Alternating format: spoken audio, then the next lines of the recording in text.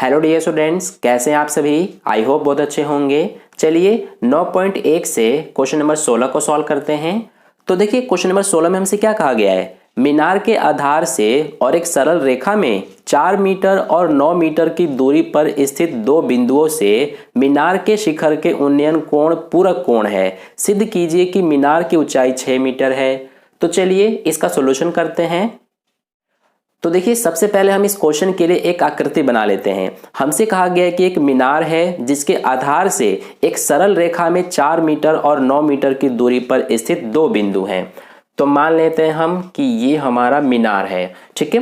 तो इस मीनार का आधार ये हो जाएगा। तो इसके आधार से एक सरल रेखा में कहा गया है, तो सरल रेखा ये हो जाएगा। तो इस सरल रेखा में 4 मीटर और 9 मीटर की दूरी पर स्थित दो बिंदु हैं। तो मान लेते हैं हम कि एक बिंदु हमारा यहाँ पर है, ये 4 मीटर की दूरी पर है, और एक बिंदु मान लेते हैं यहाँ पर है जो कि 9 मीटर की दूरी पर है, ठीक है। यानी कि यहाँ से यहाँ तक की दूरी 4 मीटर है और यहाँ से यहाँ तक की जो ये पूरी दूरी है ये कितना है, 9 मीटर। तो हमसे कहा गया है कि इन दोनों बिंदुओं से इस मीनार के शिखर का उन्नयन कोण पूरक कोण है। तो देखिए सबसे पहले हम यहाँ पर इनको मिला देते हैं। अब आपके मन में एक क्वेश्चन आ रहा होगा कि पूरक कोण क्या होता है। तो मैं आपको समझाता हूँ।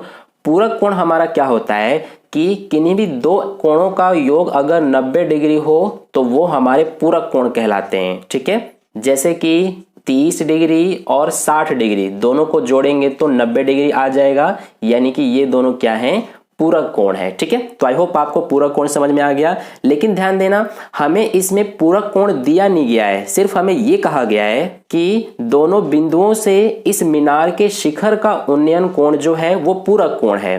तो देखिए हमें कोण नहीं पता, तो इसीलिए हम क्या करेंगे कि मान लेंगे। तो हम इस वाले बिंदु से जो उन्नयन कोण बन रहा है उसको हम थीटा मान लेते हैं। तो इस वाले बिंदु से उन्नयन कोण जो बनेगा वो कितने डिग्री का होगा, तो ये हमारा हो जाएगा 90 माइनस थीटा। क्यों? क्योंकि देखिए पहला कोण हमने थीटा माना है तो दूसरा 90 माइनस थीटा ही होगा। यानी कि मान लीजिए पहला ये हमारा 30 डिग्री का है तो दूसरा कितने का होगा, ये वाला।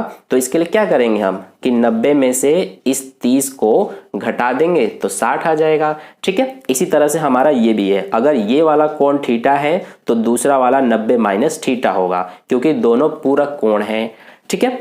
तो इसमें हमसे सिद्ध करने के लिए कहा गया है कि जो ये मीनार है इसकी ऊंचाई 6 मीटर है, ये हमें सिद्ध करना है। तो चलिए अब हम करते हैं। तो सबसे पहले हम क्या करेंगे कि इसका हम नाम दे देते हैं। ये हो जाएगा A, ये B, इस बिंदु का नाम C और ये D। अब सबसे पहले हम क्या करेंगे कि जो हमारा ये मीनार है इसकी ऊंचाई को हम मान लेते हैं, ठीक है। तो हम अपने सॉल्यूशन में सबसे पहले यही लिखेंगे कि माना मीनार की ऊंचाई। तो देखिए इसको हम क्या करेंगे कि इसको h मान लेते हैं। अब इसके अलावा जो हमारे ये दोनों उन्नयन कोण हैं इनको भी हमने माना है, इस पहले वाले को थीटा और दूसरे वाले को 90 माइनस थीटा। तो इनको भी हम लिख लेते हैं। तो हमने पहला जो उन्नयन कोण है उसको क्या माना है, उसको भी यहाँ पर लिख लेते हैं। तो ये हमने थीटा माना है, और इसी तरह से जो दूसरा उन्नयन कोण है उसको हमने क्या माना है, वो भी हम यहाँ पर लिख लेंगे। तो ये हमने 90 माइनस थीटा माना है।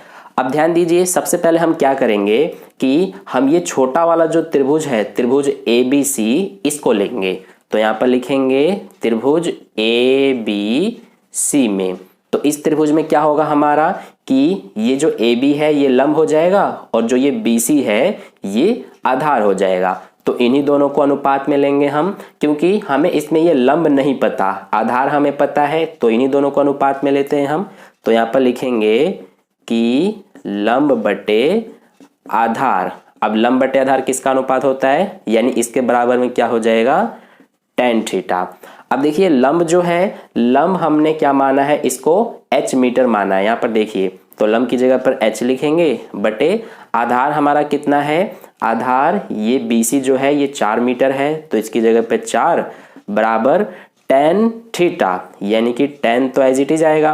अब थीटा जो है, थीटा का मान कितना होगा, देखिए थीटा का मान इसमें हमारा थीटा ही है, ठीक है। इसका मान हमें नहीं पता, तो इस थीटा की जगह पे हम थीटा ही लिखेंगे। तो आई होप आपको यहाँ तक क्लियर है।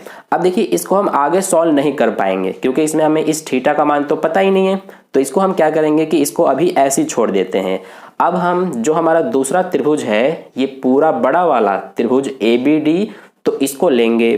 तो यहाँ पर लिख लेते हैं कि त्रिभुज ABD में, तो इस त्रिभुज में क्या होगा हमारा कि ये AB हो जाएगा लंब और ये पूरा जो BD है ये हो जाएगा आधार। तो इन्हीं दोनों को अनुपात में लेंगे, यानी लिखेंगे लंब बटे आधार। तो लंब बटे आधार बराबर क्या होता है, ये होता है हमारा tan थीटा। अब देखिए लंब हमें पता है ये हमारा AB है, तो इसको हमने h माना है, तो लंब की जगह पर h लिखेंगे। बटे में आधार, आधार हमारा कितना है, ये पूरा यहाँ से यहाँ तक, तो ये हमारा है 9 मीटर, तो आधार की जगह पे 9 लिखेंगे। बराबर में क्या है, tan थीटा, तो ये tan आ गया।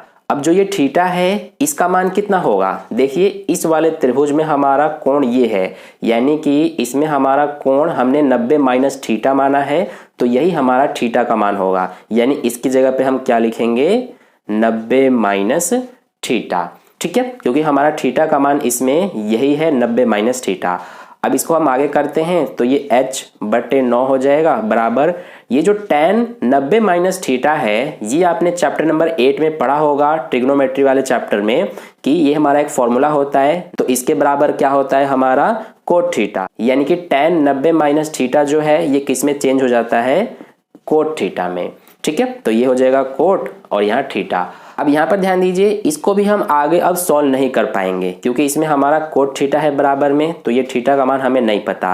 अब इसको आगे हम करने के लिए क्या कर सकते हैं कि इसमें हमें एक लॉजिक लगाना पड़ेगा। हम क्या करेंगे कि जो हमारा ये है इसको हम समीकरण 1 मान लेते हैं और इसको समीकरण 2 मान लेते हैं। अब क्या करेंगे हम कि इन दोनों समीकरण में इस लेफ्ट हैंड साइड को लेफ्ट हैंड साइड से गुणा करेंगे और जो ये राइट हैंड साइड है इसको राइट हैंड साइड से गुणा कर देंगे। ठीक है, तो इसीलिए सबसे पहले यहाँ पर हम लिख लेते हैं कि समीकरण 1 व 2 से, तो दोनों समीकरण से क्या होगा हमारा कि जो हमारा ये है h बटे 4 और दूसरे समीकरण में जो हमारा लेफ्ट हैंड साइड में ये है, इन दोनों का इस तरह से हम गुणा करेंगे बराबर, ऐसे ही राइट हैंड साइड का राइट हैंड साइड से, यानी कि tan थीटा गुणा कोट थीटा हो जाएगा।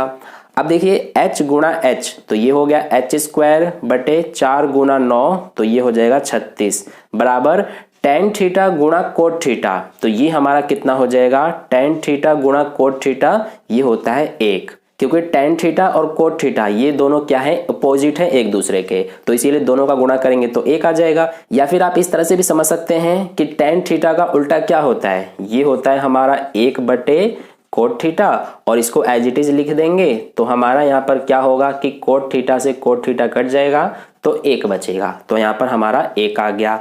अब देखिए इसको आगे करते हैं तो यहाँ पर हमारा h square as it is बराबर में 36 का 1 से गुणा हो जाएगा, तो ये आ जाएगा 36। अब h का मान निकालेंगे तो जो ये स्क्वायर है ये बराबर के इधर जाएगा, तो स्क्वायर रूट बन जाएगा, यानी 36 वर्गमूल में आ गया स्क्वायर रूट में। अब यहाँ पर हमें क्या करना है, 36 को वर्गमूल से बाहर निकालना है, तो इसके सबसे पहले क्या करते हैं हम कि जोड़े बनाते हैं। तो 36 का क्या जोड़ा बनेगा, 6 गुना 6। अब यहाँ पर हमारा 6 का जोड़ा बन रहा है, तो इसीलिए इसको हम एक बार लिखते हैं वर्गमूल के बाहर, तो ये 6 आ जाएगा। यानी कि जो हाइट है इस मीनार की ये कितनी है, 6 मीटर। ठीक है, तो इस तरह से हमने ये सिद्ध कर दिया। यहाँ पर हम लास्ट में अपना आंसर इस तरह से लिख के दिखा देंगे कि अतः मीनार की ऊंचाई, क्योंकि हमसे मीनार की ऊंचाई ही सिद्ध करने के लिए कहा गया था, तो इसको हमने क्या माना है, h माना है। ये देखिए, तो ये हमारा h का मान 6 आया है और ये मीटर। तो इस तरह से हमने मीनार की ऊंचाई 6 मीटर सिद्ध कर दिया। आई होप आपको अच्छे से समझ में आ गया है। तो अगर आपको वीडियो अच्छा लगा है और क्वेश्चन का सॉल्यूशन समझ में आया है तो इस वीडियो को लाइक कर देना, अपने दोस्तों के साथ भी शेयर कर देना, और अगर आप चैनल पर नए आए हैं तो चैनल को सब्सक्राइब करके बगल में जो बेल आइकन आता है उस पर ऑल नोटिफिकेशन वाले पे क्लिक कर लेना, ताकि नेक्स्ट वीडियो जैसी अपलोड की जाए उसका नोटिफिकेशन सबसे पहले आपको मिल जाए। मिलते हैं फिर नेक्स्ट क्वेश्चन के लिए नेक्स्ट वीडियो में। धन्यवाद।